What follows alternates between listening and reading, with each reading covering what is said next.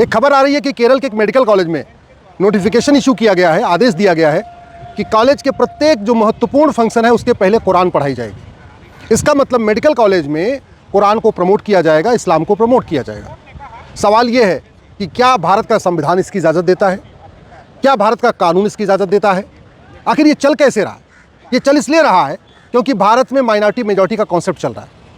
भारत के संविधान में कहीं माइनॉरिटी लिखा नहीं है, इसके बावजूद माइनॉरिटी एजुकेशन खुल रहे हैं, माइनॉरिटी एजुकेशन इंस्टीट्यूशन खुल गया है, माइनॉरिटी कमीशन खुल गया है, माइनॉरिटी अफेयर मिनिस्ट्री खुल गई है, माइनॉरिटी अपना मेडिकल कॉलेज खोल रहे हैं, लॉ कॉलेज खोल रहे हैं, इंजीनियरिंग कॉलेज खोल रहे हैं, स्कूल खोल रहे हैं, मदरसा खोल रहे हैं। लेकिन माइनॉरिटी कौन है ये कहीं लिखा ही नहीं है। भारत के संविधान जब बन रहा था उस समय सरदार पटेल साहब ने कहा था देश का विभाजन मजहब के आधार पर हो चुका है, इसलिए अब मजहब के आधार पर कोई नियम कानून नहीं चलेगा, मजहब के आधार पर कोई बोर्ड ट्रिब्यूनल नहीं चलेगा, मजहब के आधार पर कोई आयोग मंत्रालय नहीं बनेगा, मजहब के आधार पर कोई स्कूल कॉलेज नहीं खुलेगा, मजहब के आधार पर लोन वजीफ़ा नहीं होगा।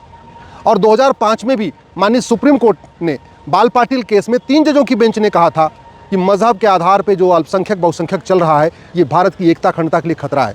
दुर्भाग्य देखिए 2005 में सुप्रीम कोर्ट में ये फैसला दिया सुप्रीम कोर्ट ने कि मजहब के आधार पर जो आयोग मंत्रालय है ये ठीक नहीं है, और 2006 में भारत में माइनॉरिटी अफेयर मिनिस्ट्री बन गई। उसके पहले तक माइनॉरिटी अफेयर मिनिस्ट्री होती नहीं थी।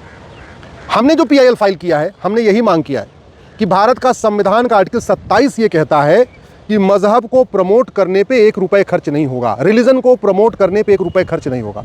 यहाँ धर्म और रिलीजन में अंतर है, उस पर मेरी अलग से PIL चल रही है जिसमें मैंने ये कहा है कि धर्म जोड़ता है, रिलीजन तोड़ता है। धर्म को प्रमोट करने पे सरकार खर्च कर सकती है, धर्म को प्रमोट करने पे, सनातन धर्म को प्रमोट करने पे सरकार टैक्स पेयर का पैसा खर्च कर सकती है, लेकिन रिलीजन को प्रमोट करने पे, मजहब को प्रमोट करने पे सरकार 1 रुपये खर्च नहीं कर सकती। मैंने अपनी याचिका में ये भी कहा है कि आर्टिकल 28 में साफ साफ लिखा हुआ है कि किसी भी सरकार के द्वारा फंडेड स्कूल में, सरकार के द्वारा मान्यता प्राप्त स्कूल में, किसी ऐसे स्कूल में या कॉलेज में जहाँ की डिग्री को सरकार मान्यता देती है, वहाँ पे कोई मजहबी तालीम नहीं होगी, कोई रिलीजियस एजुकेशन नहीं होगी। इसका मतलब चाहे वो कोई भी स्कूल हो या कॉलेज हो, मेडिकल कॉलेज हो, लॉ कॉलेज हो, वहाँ पे रिलीजियस एजुकेशन नहीं दी जा सकती है। और अभी वर्तमान समय में भारत में माइनॉरिटी के नाम पे जो स्कूल कॉलेज खुल रहे हैं, बाकायदा वहाँ पे रिलीजियस एजुकेशन दी जा रही है, मजहबी तालीम दी जा रही है। एक जो आर्टिकल 30 की व्याख्या की जाती है, आर्टिकल 30 में कहा जाता है कि भारत के अल्पसंख्यकों को अपना स्कूल कॉलेज खोलने का अधिकार है। पहली बात तो आर्टिकल 30 में मदरसा खोलने का अधिकार नहीं है।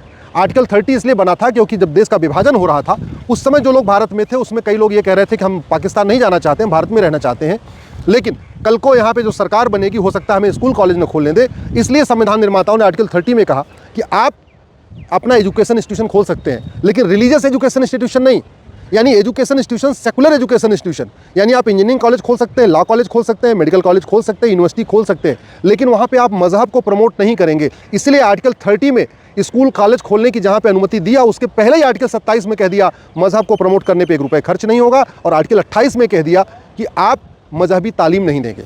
इसलिए आर्टिकल 30 को जो पढ़ा जाता है उसको आर्टिकल 27, 28, 29 के साथ पढ़ना चाहिए। आर्टिकल 29 में ये कहा गया है कि आपको अपनी रीतियों का अधिकार है, अपना त्यौहार मनाने का अधिकार है, लेकिन कुरीतियों का अधिकार नहीं है। आपको अपनी प्रथा को फॉलो करने का अधिकार है, लेकिन कुप्रथा फॉलो करने का अधिकार नहीं है। वैसे ही आर्टिकल 25 धर्म पालन का अधिकार देता है, रिलीजन फॉलो करने का अधिकार देता है, फ्रीडम ऑफ रिलीजन देता है, फ्रीडम ऑफ कन्वर्जन नहीं देता। लेकिन दुर्भाग्यवश पिछले 75 वर्षों में सबसे ज़्यादा जो मिस इंटरप्रिटेशन हुआ है वो आर्टिकल 25, 26, 27, 28, 29, 30 का हुआ है। सबसे जो ज़्यादा गलत व्याख्या हुई है आर्टिकल 25 से लेकर आर्टिकल 30 तक जो फंडामेंटल राइट दिया है, इसी की गलत व्याख्या दी है, और नतीजा ये हुआ है स्कूल कॉलेज खुल रहे हैं और वहाँ बाइबल कुरान पढ़ाई जा रही है। मेडिकल कॉलेज खुल रहा है, लॉ कॉलेज खुल रहा है, इंजीनियरिंग कॉलेज खुल रहा है, और वहाँ पे भी मजहब को प्रमोट किया जा रहा है। एक तरफ भारत के संविधान में सेकुलर शब्द जोड़ दिया और वहीं दूसरी तरफ माइनॉरिटी अफेयर मिनिस्ट्री खोल दिया, माइनॉरिटी एजुकेशन इंस्टीट्यूशन खोल दिया। भारत के संविधान में कहीं मदरसा शब्द लिखा ही नहीं। जैसे भारत के संविधान में कहीं वक्फ शब्द एक भी बार नहीं आया है, वैसे भारत के संविधान में मदरसा शब्द एक भी बार नहीं आया। और मदरसा को खोलने और मदरसा को प्रमोट करने ये संविधान इसकी इजाज़त भी नहीं देता। क्यों नहीं देता? क्योंकि आर्टिकल 27 कहता है मजहब को प्रमोट करने पे 1 रुपये खर्च नहीं होगा, और मदरसे में मजहब को ही प्रमोट किया जाता है। मदरसे में वसुधैव कुटुंबकम थोड़ी सिखाया जाता है, मदरसों में सर्व मंगल मांगल्य नहीं सिखाया जाता, मदरसों में सर्वे भवन्तु सुखिनः नहीं सिखाया जाता। मदरसों में केवल और केवल एक मजहब को प्रमोट किया जाता है, जबकि आर्टिकल 27 कहता है मजहब को प्रमोट करने पे 1 रुपये खर्च नहीं होगा। सरकारों ने मदरसा बोर्ड भी बना दिया। बहुत सारी सरकारें तो मदरसा के टीचरों को वेतन भी दे रही हैं आम जनता के टैक्स के पैसे से, और आर्टिकल 27 कहता है 1 रुपये खर्च नहीं करना। वैसे ही आर्टिकल 28 कहता है कि किसी भी सरकार के द्वारा मान्यता प्राप्त स्कूल में कोई मजहबी तालीम नहीं होगी, और मदरसों में मजहबी तालीम ही होती है। मदरसा सेकुलर एजुकेशन इंस्टीट्यूशन नहीं है। मदरसों में भारत की संस्कृति को नहीं सिखाया जाता, भारत की परंपराओं को नहीं सिखाया जाता, भारत के दर्शन को नहीं सिखाया जाता।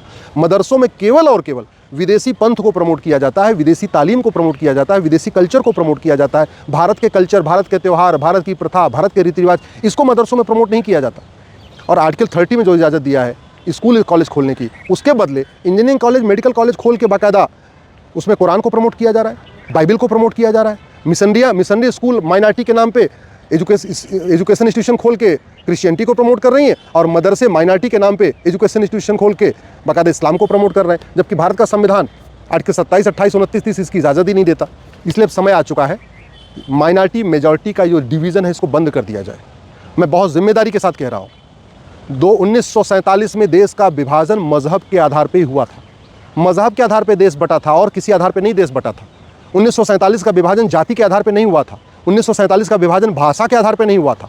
1947 का विभाजन क्षेत्र के आधार पर नहीं हुआ था। 1947 का विभाजन अगड़े पिछड़े के आधार पर नहीं हुआ था। 1947 का विभाजन केवल और केवल मजहब के आधार पर हुआ था। ये कह के हुआ था कि हम पाक हैं, हिंदू नापाक होते हैं, पाक नापाक एक साथ नहीं रह सकते, पाक नापाक सोच एक साथ नहीं रहेगी, इसलिए हम अपना पाकिस्तान बनाएंगे।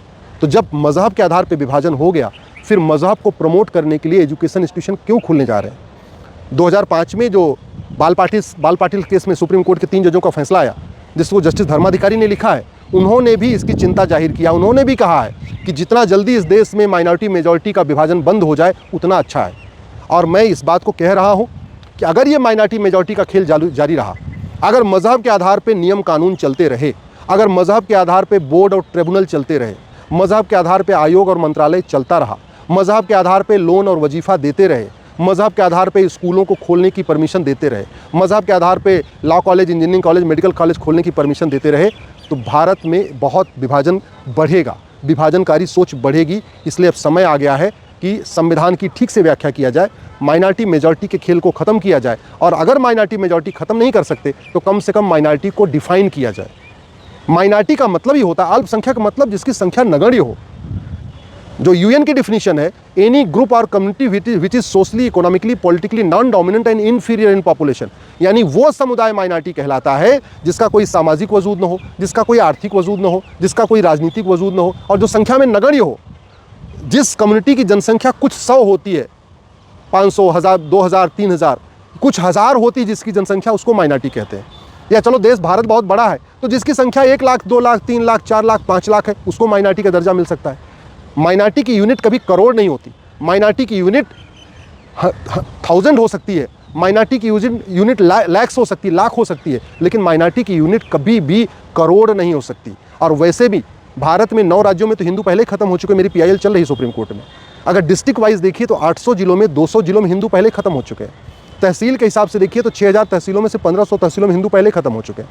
बॉर्डर पे जो 300 तहसीलें, उन सब की 300 की डेमोग्राफी बदल चुकी है। इसके बावजूद ये जो माइनॉरिटी के नाम पे खेल चल रहा है, माइनॉरिटी मेजॉरिटी वाला खेल चल रहा है, जो माइनॉरिटी के नाम पे हमने अनलिमिटेड पावर दे दिया है, अपना स्कूल खोलो, कॉलेज खोलो, कुछ भी पढ़ाओ, सरकार से कोई लेना देना नहीं, ये भारत के लिए विभाजनकारी होगा।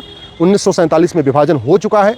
अगर हमने इस माइनॉरिटी मेजॉरिटी के खेल को बंद नहीं किया, या हमने माइनॉरिटी को डिफाइन करके क्लियर नहीं लिखा, यहाँ जो जिसकी संख्या 1 लाख 2 लाख है वही माइनॉरिटी कहलाएगा, उससे ऊपर वाला माइनॉरिटी नहीं कहलाएगा, तो भारत का फिर विभाजन होगा, फिर नरसंहार होगा। जो 1947 में हुआ था वही 2047 में होगा।